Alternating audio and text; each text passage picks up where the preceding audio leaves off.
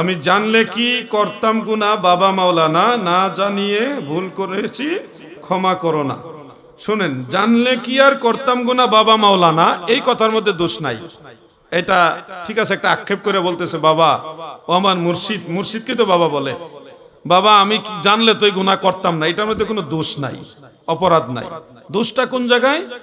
দোষটা হলো দ্বিতীয় লাইনে, না জানে ভুল করেছি ক্ষমা করো না। এখন এই ক্ষমা করার যদি টার্গেটটা ওই বাবা হয়ে থাকে, তাইলে এখানে শিরিক হবে। কি হবে? শিরিক হবে, সে মুসলমান থেকে খারেজ হয়ে যাবে, তার তওবা করা লাজেম হবে, স্বামী স্ত্রীর সম্পর্ক জুদা হয়ে যাবে। মারাত্মক। গুনাহ মাফ করার অধিকার একমাত্র আল্লাহ। কোরআন শরীফের আয়াতের মধ্যে এটা আছে। অতএব এই গান যিনি লিখছে উনি নিশ্চয়ই কোনো আলেম না। আর যেগুলি জাহেলরা লেখছে, হিন্দু বেড়া গান লিখে গেছে, এটা নিয়ে আপনি মুসলমানে তো ভালাভালি করেন না। ভালো অনেক কাসিদা আছে, এগুলি গান, এগুলি নিয়ে লাফালাফি করেন না। কথা বুঝছেন না? অনেক সুন্দর সুন্দর ইসলামী গান আছে না, সেইটা গান নাকি যেটার মধ্যে ভেজাল, এটা নিয়ে তো বাড়াবাড়ি কেন আপনার? ভালো যে ইসলামী সঙ্গীত আছে ওগুলি গান, ওগুলো নিয়ে আপনারা মনের আবেগ, প্রেম, মহব্বত এগুলি জোড়ান। যেটার মধ্যে ভেজাল, আলেমরা কখনো আপনাদের ক্ষতি চায় না। আলেমরা চায় আপনারা ঈমান আকীদা সঠিক নিয়ে কবরে যান। আপনাদের ভালো চাই বিদায় বলে এটা করা যাবে না, ওটা দুশ্মনী করার জন্য আপনাদের বলে না। আপনাদের কল্যাণ আলেমরা চাই বিদায় বলে এটা এইভাবে বলা যাবে না, এটাও মূলত আপনাদের দুশ্মনী করার জন্য এটা বলে না। আলেমরা আপনাদের ভালো চায়। যেই বেটা এমনে হেমনে তাবিল করে, এই মাস্টরি যে করতেছে, এটা হলো দালাল মৌলবী। খবরদার, এই ধরনের মৌলবী সব জমানায় আসিল। একটা হারাম শিরিককে, কুফরকে ঘুরে ফিরে জায়েজ বানাইতে চায়, অথচ জীবনে কোনোদিন শিরিকের বিরুদ্ধে একটা মজবুত অবস্থান নেয় না। মানুষদেরকে হেদায়েতের পথে রাখার সহযোগিতা করুন। আল্লাহ আমাদের বুঝার তৌফিক দেন, আমিন। হ্যাঁ, এরপরের লাইনটা, এই নিদানে তুমি বিনে দোহাই দিব কার। হ্যাঁ, এটাও একটা ব্যাখ্যায় চলবে, কারণ ঘোর নিদানে, মুসিবতে, মানে ধরেন হাসরের ময়দানে আল্লাহর ওলি যারা, তারাও কিন্তু সুপারিশ করতে পারবে। এটা কোরআন শরীফের মধ্যে আছে, লা ইয়ামলিকুনা শাফাআতা ইল্লা মান ইত্তাখাযা ইনদার রহমানি আহদা। এরকম আর অনেক আয়াত আছে, ইল্লা মান শাহিদা বিল হাক্কি ওয়া হুম ইয়ালামুন। অর্থাৎ আল্লাহর ওলিরা ঘোর নিদানের সময় দয়াল নবীর প্রতিনিধি হিসেবে আপনারে আমারে তরায় নিবে, এটা কথা ঠিক আছে। সমস্যাটা হলো ওই যে বাবা মাওলানার কাছে মাপ চাইতেছে, গুনাহ করছে আল্লাহর কাছে মাপ চাই বাবার কাছে, এইটা চলবে না। যা ঠিক তা ঠিক, যা বেঠিক তা বেঠিক। আল্লাহ তাআলা আমাদের বোঝার তৌফিক দেন, আমিন। আমার এই ভাইয়ের প্রশ্ন হলো, কোনো একটা আস্তানা যেখানে কোনো একজন বুজুর্গ আল্লাহর ওলি বা বড় একজন হক্কানি রব্বানি ওলি আলেম উনি বসছেন বা অবস্থান করছেন, থাকছেন, কিছুক্ষণ বিশ্রাম নিছেন, এই ধরনের একটা জায়গার মধ্যে কবরের মতো চিহ্ন দেওয়া যাবে কিনা, মাকাম করা যাবে কিনা? শুনুন, আমার অভিজ্ঞতার আলোকে বলছি। আমার জীবনে যেমন উদাহরণ দেই, হযরত বেলাল রাদিয়াল্লাহু আনহুর মাজার হলো সিরিয়ার রাজধানী দামেস্কে বাবু সগীরের মধ্যে।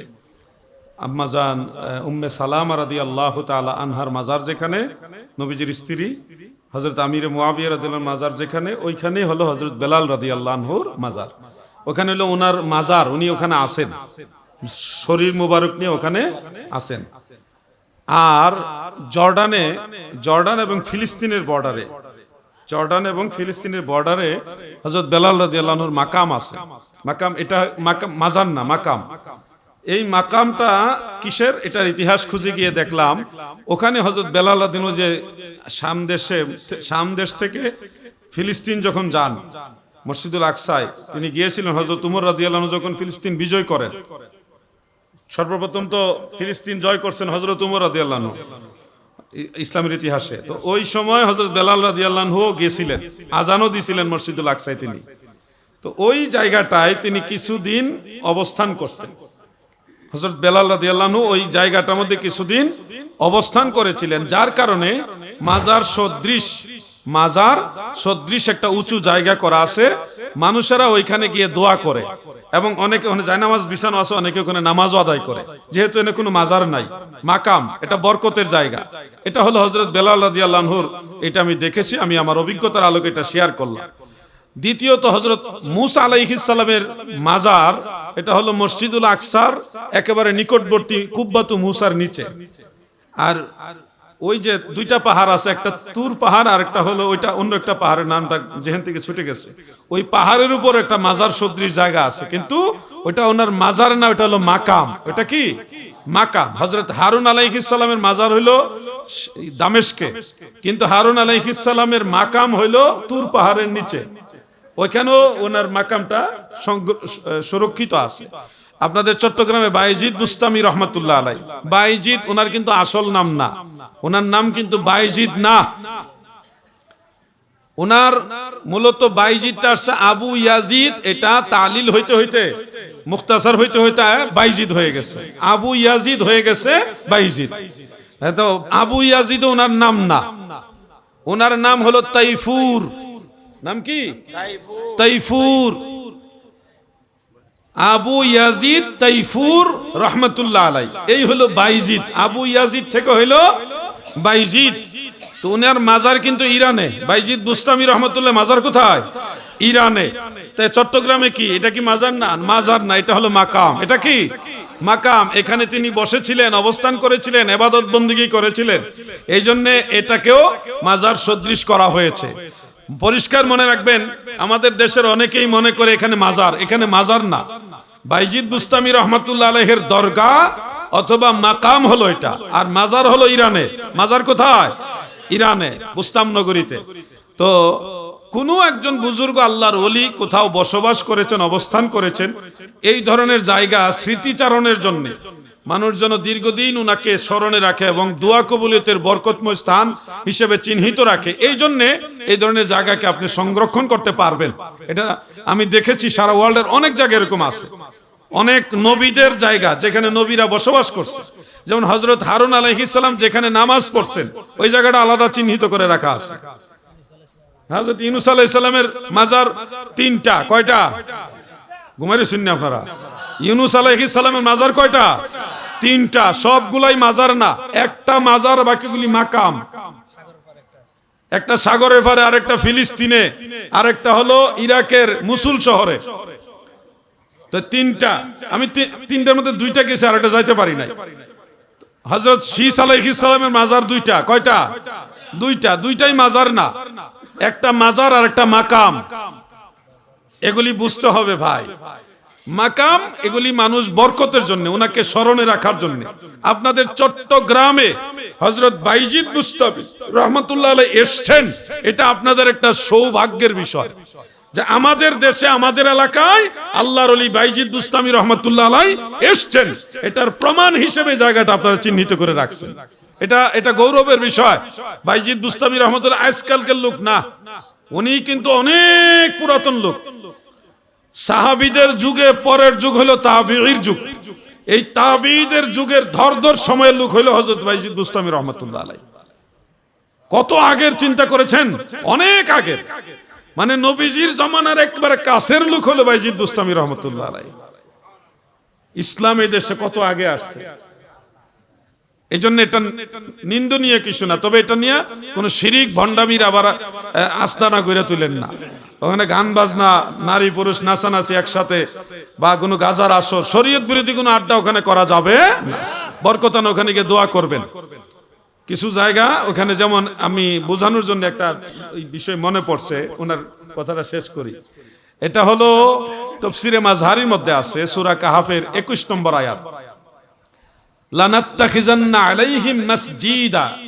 হ্যাঁ, একটা আয়াতাংশ আছে। আসহাবে কাহাফের গুহা, এই গুহাকে কেন্দ্র করে কি করবে এটা নিয়ে ওই তৎকালীন মুসলমান যারা, ইমানদার যারা, তাদের মধ্যে মত পার্থক্য চলতেছে। তখন মুমিনদের মধ্যে এক শ্রেণী তারা বলল, আমরা এখানে মসজিদ বানাবো। মসজিদ বানানোর ব্যাপারটাই সিদ্ধান্ত হইল, এবং মসজিদে আছে, ওই মসজিদে আমি নামাজ পড়ে আসছি, মিলাদ পড়ে আসছি, গুহার উপরে মসজিদটা।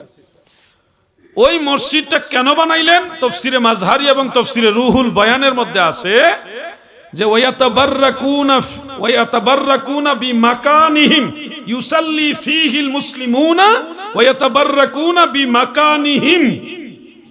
এখানে মুসলমানরা নামাজ আদায় করবে এবং এই মাকামের উসিলায় বরকত হাসিল করবে। মাজার না মাকাম। ওয়ায়াতাবাররাকুনা বিমাকানিহিম, তাদের এই মাকামের উসিলা দিয়ে আল্লাহর তরফ থেকে বরকত হাসিল করবে। তো কোরআন এবং কোরআনের তাফসীর থেকে আমরা এটা সমর্থন পাইলাম যে আল্লাহর ওলিদের স্মৃতি বিজড়িত জায়গাগুলি সংরক্ষণ করা এবং সেই জায়গার মাধ্যমে বরকত হাসিল করা, এটা ইসলাম বিরোধী নয়, এটা ইসলাম সম্মত। আল্লাহ আমাদের বুঝার তৌফিক দেন, আমিন। তাজিয়া মিছিল, বিভিন্ন ছুরি ধারালো অস্ত্র নিয়ে পিঠের মধ্যে এইভাবে ইয়া হাসান হুসাইন এইভাবে বলে বলে যে আঘাত করে, এটা না, এটা শিয়াদের রেওয়াজ, এটা করবেন না।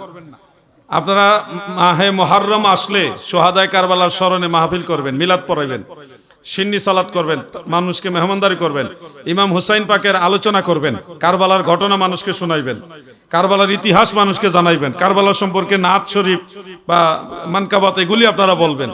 আর যে নিজের গায়ে নিজে আঘাত করে, এটা কবিরা গুনাহ। এটা কি কবিরা গুনাহ, এগুলি করবেন না, এগুলি শিয়াদের আলামত।